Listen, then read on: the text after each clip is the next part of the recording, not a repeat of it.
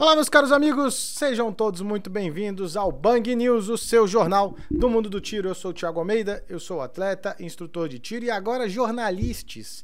Dessa vez sim, serei respeitado por absolutamente tudo que eu disser, porque sendo um jornalista, automaticamente sou também um especialista em qualquer assunto que venha a calhar, não é mesmo? Vão clicando no like aí, é muito importante que vocês cliquem no like para que o YouTube recomende o vídeo para outras pessoas, ok? E também para que você receba sempre as atualizações aqui do canal. Agora com as inovações aí do YouTube, né? Se você não der like nos vídeos que você assiste, não tem mais garantia de que o YouTube vai te entregar o vídeo, mesmo que você esteja inscrito no canal. Isso quando o YouTube não te desinscreve. Então é muito importante que você assistir qualquer vídeo aqui. Se você gosta do Diário do Atirador, deixa aquele like, clica no like para o YouTube saber que você gosta e vai, portanto, recomendar o conteúdo. E aqui eu vou começar diretamente falando de um assunto já que é notícia, acabou, notícia quentíssima. O Samuel Colt acabou de divulgar que sofreu um ataque à sua residência na noite de ontem e colocou detalhes lá no canal dele e tal. Depois, se você quiser, vai lá e assiste o vídeo onde ele conta a história. Tentaram invadir a casa dele. E a gente tem um curso aqui na plataforma de cursos online, esse link que está aqui embaixo, diariodoatirador.com.br. Tem o cupom Bang News que vai dar um descontinho a mais para todo mundo que assiste aqui o programa. E nós temos lá um curso específico sobre defesa residencial. Já é um curso que estava lá há algum tempo, ajudou já centenas e centenas de pessoas a organizar o seu plano de defesa residencial. Não basta você só ter o seu equipamento de defesa. É importante que você tenha um plano e que a sua família inteira saiba como rodar esse plano. Então, tá tudo lá. Você vai ter o perfil desse tipo de criminoso que invade residência. Você vai ter lá como formular um plano de defesa em família, como preparar a sua casa, como estabelecer o seu protocolo de emergência, né? Em caso de reação, o que você tem que fazer primeiro, quais são as prioridades, como você deve se comportar, como você vai preparar o teu ponto de reação, se você deve ou não varrer a sua casa, né? Digamos assim, né? Varrer a casa depois de uma eventual invasão. Então, recomendo a todos que não conheçam o protocolo Sabre de Defesa Residencial. Esse curso aí com certeza vai ajudar muitos de vocês que têm dúvida, inclusive de como abordar esse assunto com a família, tá? Tenho vários feedbacks de alunos que assistiram o curso com as famílias e mudou a forma que como todo mundo pensa em segurança dentro de casa. Vamos fazer também aqui um jabá do nosso canal secundário, tá? O Thiago Almeida. Então, se você não segue o Thiago Almeida ainda, o nosso canal secundário, o link também está aqui embaixo na descrição desse vídeo. Lá é o meu canal de vlogs, a gente fala sobre vários assuntos diferentes lá, que não necessariamente tem a ver com os nossos equipamentos aqui. Vocês vão conhecer as minhas opiniões sobre o mundo nas mais diversas questões de discussão pública aqui no Brasil. E o último vídeo que eu soltei foi justamente sobre essa questão dos ataques às escolas. Eu fiz uma aula lá gratuita para todo mundo que quer entender esse fenômeno, né? Para ajudar pais, professores, alunos que estão preocupados com esse momento e tem todas as razões do mundo para estarem preocupados mesmo. Então, sugiro que vocês entrem lá e assistam assim que acabar o programa aqui. E vamos para a nossa primeira notícia. Essa notícia já é o elefante na sala, né? Vamos falar sobre o deputado Zé Trovão, senhores. Zé Trovão que pede a suspensão de jogos violentos aqui no Brasil depois de ataques a escolas, né? O gabinete dele fez até uma nota de esclarecimento que eu acho que deixou a emenda pior do que o soneto. Mas ele fez um pedido, né? O gabinete dele fez um pedido ao Ministério da Justiça, baseado em um boato de que um desses invasores de escola recentes teve a ideia através de um desafio de jogo, um boato absolutamente não confirmado. Inclusive a polícia não encontrou nenhuma evidência de que ele tivesse qualquer relação com o jogo, que ele jogasse qualquer jogo, que ele tivesse qualquer comunidade de jogo. Não, as comunidades que ele participava eram outras. E o Zé Trovão sugeriu então a suspensão temporária pelo prazo mínimo de 30 dias dos jogos eletrônicos que incitem comportamentos violentos. Meu Deus do céu. Bem como a suspensão da venda desses jogos até que conclua a investigação sobre a motivação do ataque à creche de Blumenau. Agora, é um cara do PL que se elegeu usando, né, a pauta bolsonarista, todo o que chama, todo o movimento que chamam aí de bolsonarista. E na sua primeira aparição pública é justamente tocando num assunto deveras discutido. Inclusive eu ia ter botado aqui do lado, deixa eu pegar aqui para vocês verem um negócio. Eu tenho aqui esse livro. Esse livro aqui é meu livro de cabeceira. Eu já falei desse livro aqui diversas vezes. É meu livro de cabeceira. Deixa eu mudar a tela aqui. para vocês poderem ver. Esse aqui é um estudo sobre o ato de matar, do coronel Dave Grossman. Esse livro aqui é de 2007, edição de 2007. É meu livro de cabeceira, recomendo para todo mundo que curte a temática aqui, que conheça esse livro, porque ele faz um tratado, né? O coronel Dave Grossman, ele vai contar pra gente como foi a evolução do treinamento militar ao longo dos anos, ali, desde a Primeira Guerra Mundial, a Segunda Guerra Mundial, Guerra do Vietnã.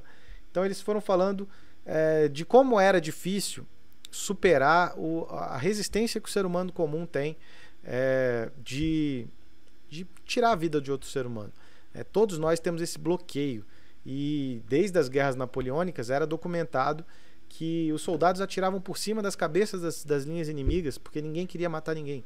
A grande verdade é essa: um soldado em batalha, na maioria das vezes ele olha para o inimigo como um outro soldado igual ele não tem nada pessoalmente contra o outro soldado, entende que ele também é um pai de família assim como ele.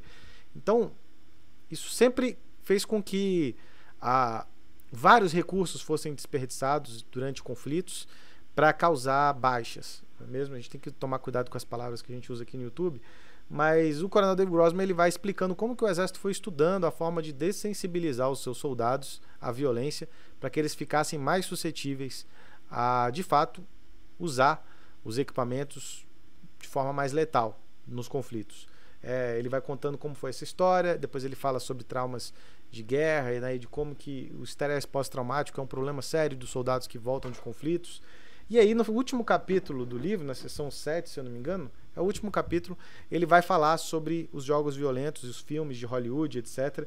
E de como esses jogos, muitas vezes, são muito semelhantes aos programas que foram usados e implementados pelos exércitos do mundo afora para dessensibilizar o soldado à violência. E ele critica isso. Esse livro é de 2007, tá? Ele critica a questão dos jogos violentos e coloca como sendo essa uma possível explicação para o aumento da violência no Ocidente. As pessoas estão se dessensibilizando graças a Hollywood e os jogos, a indústria dos games. Isso aí naquela época, já se discutia isso aí. Hoje nós estamos em 2023 e todos os estudos que tratam sobre esse tema, eles concluem que não há ligação entre jogos violentos e comportamento violento. A gente tem hoje uma infinidade de jogos que podem ser considerados jogos violentos, né? Jogos de ação, joguinho de guerra, joguinho de zumbi, joguinho de um monte de coisa de sobrevivência. E esses jogos são jogados hoje por literalmente, sei lá, centenas e centenas, talvez bilhões de pessoas no mundo.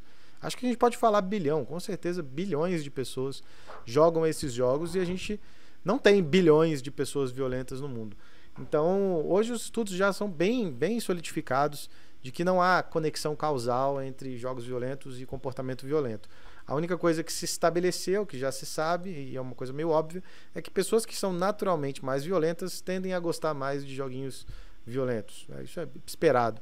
Mas não foi encontrado pela ciência nenhuma relação causal que justificasse esse tipo de debate hoje em pleno ano de 2023, né? Mas o Zé Trovão achou por bem fazer um pedido dessa natureza para o Ministério da Justiça, né? Não sabemos ainda o que vai vir de resposta, pode até vir uma coisa terrível, já que eles estão querendo usar esses casos para poder empurrar censura, né?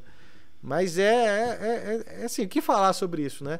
Eu não vou falar mais nada, eu vou deixar que o nosso comentarista Jupirá, para quem não sabe, o Jupirá é um surfista do Lago Paranoá aqui, nosso comentarista, que ele é meio esquerdinha, espero que vocês não se incomodem aí com o Jupirá, mas ele vai deixar o recado dele aí para vocês. Então, segue aí, Jupirá. Caro amigo Tiago, colegas da audiência, neste caso, acerta o deputado Zé Trovão, uma vez que é necessário criar uma cultura de paz na nossa sociedade. Não é admitível que jovens fiquem jogando estes joguinhos que fazem culto às armas e que assassinem negros, pobres, favelados. Todos esses jogos fazem um mal enorme para... O quê? Zé Trovão é um deputado bolsonarista? Ele se elegeu nas costas do mito? Bom, neste caso, então, é uma atitude retrógrada, né? Não se pode imaginar como uma pessoa em pleno século XXI vai defender uma coisa como essa. Eu mesmo, quando eu era jovem, eu adorava jogar GTA, por exemplo. Eu tinha lá os quatro polícias, chegava até o tanque de guerra me perseguindo, né? O GTA moderno hoje em dia dá até para fumar um, não é mesmo? Então eu acho que esses joguinhos não fazem mal para ninguém. Esse deputado bolsonarista certamente é um fascista. E eu não entendi por que ele queria proibir os joguinhos. Por que ele quis fazer isso? Senhores, o Jupirá acho que está mais lúcido do que muitos de nós, né? Não se preocupem com o Jupirá. A intenção aqui é que até o final do ano a gente consiga converter o menino. Então vamos para a nossa próxima notícia. A gente já vai adentrar, vamos avançar a pauta aqui. Essa notícia também já foi dada, notícia velha, requentada, mas a gente não falou nela aqui no Bang News, né? Então o Equador liberou armas para civis para conter a onda de violência no país. Então, para quem não sabe, o Guilherme Lasso, né, é o presidente do Equador, está aí completando 2 anos de governo, e ele alega que pelo aumento da criminalidade e da insegurança, né, e atribuiu esses ataques a quadrilhas de narcotraficantes. O Equador ele passou por um problema muito semelhante do que talvez a gente veja passar aqui no Brasil, tá? Desde 2017, os governos de esquerda lá no Equador passaram a desmontar a política de combate ao narcotráfico. Então eles extinguiram o Ministério da Justiça, por exemplo, existia um Ministério do Interior, existia um Ministério de Combate ao Narcotráfico, etc.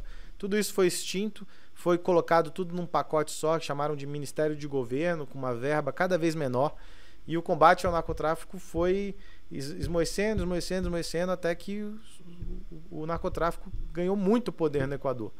E agora, com o Guilherme Lasso lá na administração, começou um caos generalizado, né,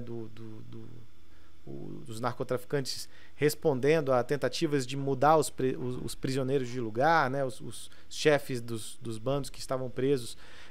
Houve um movimento parecido com o que o Sérgio Moro fez aqui quando ele foi ministro da Justiça, né, de isolar os líderes das facções, e isso tem gerado uma série de retaliações às cidades no Equador. Então a criminalidade lá está estourada e o presidente então liberou o uso de armas para defesa pessoal lá, tá? Então também vai ser permitido usar e portar latas de spray de pimenta, que era proibido lá, assim como é proibido aqui no Brasil também, né? Mas a fabricação, o registro e a posse de armas caseiras seguem proibidas. Então essas são as notícias lá do Equador.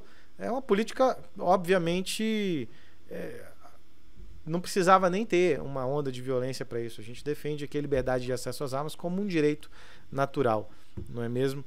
Então, o que vocês acham que vai acontecer? Coloca aí nos comentários o que vocês acham que vai acontecer no Equador após medidas como essa. E a gente também vai ver, obviamente, aqui o que o Jupirá pensa sobre isso. Então, segue daí, Jupirá.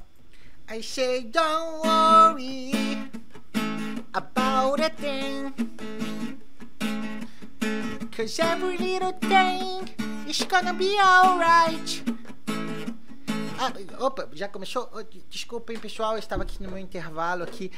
Bom, é claramente uma medida fascista deste presidente do Equador, não é mesmo? É claro que ele deve ser um candidato da extrema direita, e eu acho que agora, além dos cidadãos equatorianos terem que se preocupar com os bandidos na rua, agora também terão que se preocupar com os fascistas que estarão por aí com arma, causando brigas no trânsito, nos bares. Esse tipo de coisa é uma atitude completamente lamentável, uma atitude típica da extrema-direita, é claro.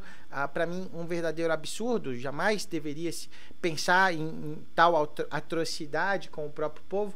E daí? Que ele era banqueiro, tá? E daí? Meu pai também era banqueiro, só que meu pai era um socialista, assim como eu. Então não tem problema nenhum ele ser um banqueiro, tá? E para de falar da minha herança também. Então, mais uma vez, tá tudo errado. Tá tudo errado. Segue aí, Thiago. Obrigado, Jupirá, pela sua participação no programa de hoje. Tá. O Jupirá é burguês, é óbvio que ele é burguês, socialista de iPhone total.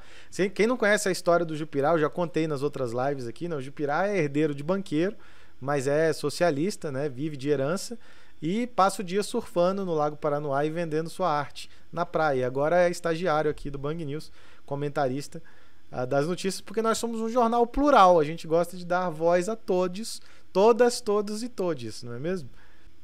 Então vamos para a nossa próxima notícia. Essa notícia aqui é uma notícia polêmica, tá? Eu queria trazer ela aqui para vocês porque foi assunto essa semana. Nós temos conteúdo a falar sobre esse caso. E muita gente sabe aí, eu sou patrocinado pela SIG do Brasil aqui já desde 2020, né? Meados de 2020. 2020 eu já estava apoiado pela SIG do Brasil aqui. Competi 2020, 2021 e 2022 com o apoio da SIG do Brasil. E a Sig Sauer acabou virando manchete de jornal no Washington Post, né? Então deixa eu colocar aqui, porque nós vamos falar sobre isso. Então a Sig Sauer virou protagonista em uma matéria no Washington Post. Todo mundo compartilhou esse troço no Instagram, no WhatsApp, nós vamos falar sobre isso. E o caso lá que foi relatado no Washington Post é que tem mais de 80 pessoas nos Estados Unidos que estão entrando com uma ação, né, contra a Sig Sauer, acusando a pistola P320 de disparar acidentalmente sem o acionamento do gatilho. Então vamos tratar sobre esse assunto, não é porque eu sou patrocinado que a gente vai deixar, ocultar ou deixar de falar sobre esse tema aqui, porque é uma notícia relevante para o mundo das armas e nós temos lições a serem tiradas daí. Então vamos lá, vamos falar sobre acidentes envolvendo esses equipamentos, tá? A gente teve casos aí da Taurus, né? No passado a gente teve uma ação parecida, né? Várias pessoas entraram com ações contra a Taurus, no final das contas terminou em acordo e não se fala mais no assunto. A Taurus acabou investindo na produção e revolucionou a linha, 24/7 saiu de linha e tudo, e não temos tido mais ocorrências de acidentes assim, relatados acidentes com as pistolas Taurus. A Sig Sauer, quando lançou a P320, foi descoberto até por youtubers que fizeram testes de estresse na plataforma, que descobriram que ela caindo com força a determinada posição, ela estava causando disparos. Depois foi estudado sobre isso, descobriu que tinha a ver com a inércia do gatilho. Então o gatilho da P320 antigo, né, a primeira geração dela, quando foi lançado lá em 2016, ela tinha a mesma cara do gatilho da P226. Então ele tinha era um gatilho espesso, com muito material. Ia para uma pistola Striker que tem um gatilho muito leve. E aí constatou-se então que o problema ali era a inércia da tecla do gatilho. A pistola não tinha problema. O problema é que quando ela caía nessa posição com o cano para cima, ela poderia disparar. A maior parte dos protocolos de segurança no mundo inteiro não contam com a arma disparando com o cano para cima. Quando ela cai nessa posição aqui, é uma posição onde muitas armas também falham. E aí a Sig Sauer fez um plano de upgrade voluntário, trocando essa peça do gatilho por uma peça mais fina, que é a peça que é usada hoje, já desde aquela época já vem sendo usada. Fez também alguns incrementos no sistema para evitar que ela dispare na condição de out of battery, né? Então quando o ferrolho se move para trás, o gatilho é desconectado. Então quem tem uma P320 pode fazer o teste. Se você recuar um pouco o ferrolho, o gatilho morre, ele não funciona. Isso aí agora é mecanismos de segurança que a P320 já tinha, mas foi tudo incrementado. E aí não se teve mais relatos de problemas com a P320 desde então. A Sig Sauer vendeu centenas de milhões de pistolas P320 no mercado americano, e tem esses 80 pessoas aí que acusam esses acidentes. Aí você vai ver cada um desses casos, né? Tem uma pessoa lá que estava com a arma na bolsa, jogada numa bolsa, rodando na bolsa pela rua. Não se coloca uma pistola Striker solta em lugar nenhum. Gente que estava portando sem coldre, não se usa pistola Striker sem coldre. Pistolas Strikers não tem trava de segurança, elas são pistolas de pronto emprego, então elas pertencem a coldres rígidos. Não dá para usar pistolas Striker de marca nenhuma em coldre de neoprene, coldre de couro, porque vai acionar o gatilho. É simples assim. A pistola, se você acionar o gatilho, ela dispara. Então, eu sou usuário da pistola P320, inclusive estou usando a camiseta deles aqui. Vai fazer 3 anos que eu estou usando a plataforma P320, nunca tive nenhum tipo de problema.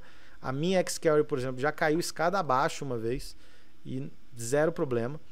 E eu confio muito nessas pistolas. Eu acho que é impossível, mecanicamente falando, uma arma dessa disparar acidentalmente sem que haja acionamento do gatilho. O que eu acredito que aconteça é que sim, esse gatilho está sendo acionado de algum jeito. Ou porque o coldre é de pano, o coldre é mole. Mas isso é uma ação, isso vai ser público, isso vai ser notícia ainda muitas vezes. E é importante a gente frisar também, né? A Sig Sauer ganhou os principais contratos do exército americano agora. A pistola, o fuzil, a metralhadora. Acabou de ser adotada oficialmente pela Austrália, pelo Canadá. As forças especiais desses países são formadas por idiotas completos? Eu não acho que é o caso. Então, eu acho que tem uma agenda por trás desse tipo de notícia. Todas as vezes que há acidentes com armas, etc., isso é uma coisa importante ser dito. Toda vez que há esse tipo de acidente, especialmente com essa alegação aí, disparando sozinha, disparando sem acionamento do gatilho, a mídia desarmamentista, ela adora deitar em cima desse tipo de notícia. E aí vai uma reflexão para a galera que nos assiste aqui. Não é a narrativa da esquerda de que armas são extremamente perigosas, de que você não deve ter equipamentos em casa porque vai aumentar o nível de acidente. Então, quando aparece um cara reclamando, um sujeito qualquer reclamando que o trem está disparando sozinho, para mim isso é uma maravilha, é a narrativa perfeita. Né? Tem que proibir porque, olha só, dispara até sozinho, é a pistola mais popular do mundo, imagina as outras. Então, eu não sei se a nossa comunidade, é claro que a gente tem que estar atento ao que sai, a produtos que tem riscos, né, para que a indústria melhore, a gente tem que criticar o produto enquanto consumidor, mas será que não tem uma agenda por trás disso? Será que a gente tem que fazer parte de divulgando esse tipo de notícia, inclusive para pessoas que são de fora do meio, que não vão entender a mecânica dos equipamentos? Será que não tem participação de, sei lá, vou fazer uma ilação aqui completamente sem provas, mas será que não tem participação de outras indústrias que concorrem com a SIG em contratos públicos, por exemplo? Então, tudo isso precisa ser levado em consideração quando a gente vê uma alegação como essa. Como eu falei, é uma pistola que tem centenas de milhões de unidades espalhadas por aí, inclusive uma porrada aqui no Brasil. E eu não acredito que seja diferente o número. Se trouxerem números diferentes, eu vou ficar feliz em conhecê-los, mas eu não acredito que o índice de acidente com essas plataformas sejam diferentes de qualquer outra marca. Né? A gente está falando aí de 80 pessoas que se juntaram, né, e se organizaram no universo de centenas de milhões. Acho que dá para achar 80 pessoas que se acidentaram com qualquer plataforma.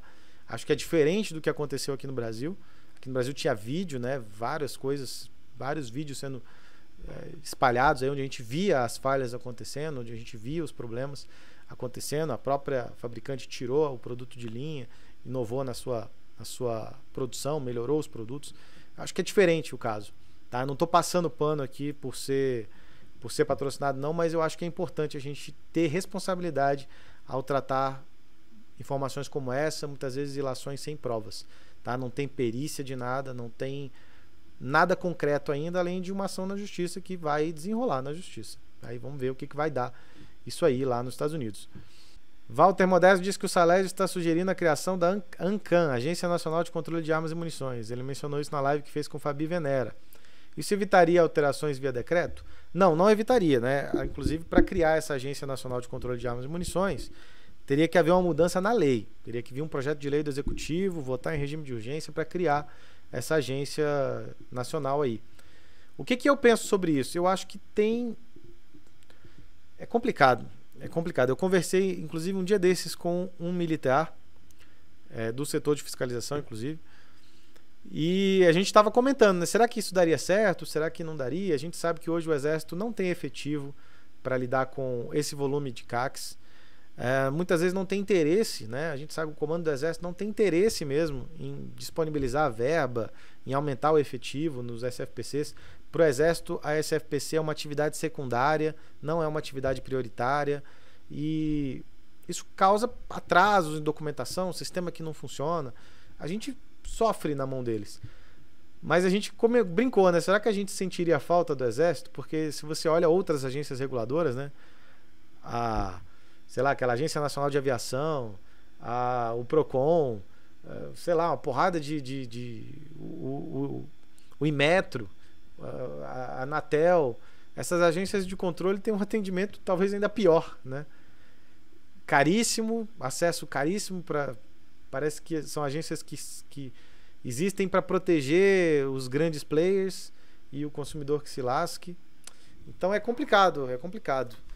por um lado poderia ser bom, porque a gente teria um grupo de servidores especializados, né, de carreira, dedicados a isso. A gente sabe que no Exército, muitas vezes, quando o cara começa a pegar a manha do serviço, ele troca o cara, transfere para outro estado, não sei o que, o Exército tem essas coisas. E talvez com uma agência especializada nisso, as coisas pudessem andar melhor. É difícil saber. Então, assim, eu não sou contra nem a favor, muito pelo contrário. O Eduardo Cazu colocou aqui que a ideia por trás de uma agência seria despolitizar, mas aqui na República das Bananas viraria mais um cabide de empresa, seria potencialmente politizada. Eu concordo plenamente com isso. Inclusive, a hora de criar essa agência foi na época do governo Bolsonaro. Infelizmente, na época, o Bolsonaro não quis comprar essa ideia. Agora, se essa agência for criada, e tudo indica que será criada, a gente vai estar num mato sem cachorro, né? Porque ela vai ser formada com presidente indicado pelo Lula, etc. A tendência é dar ruim, né?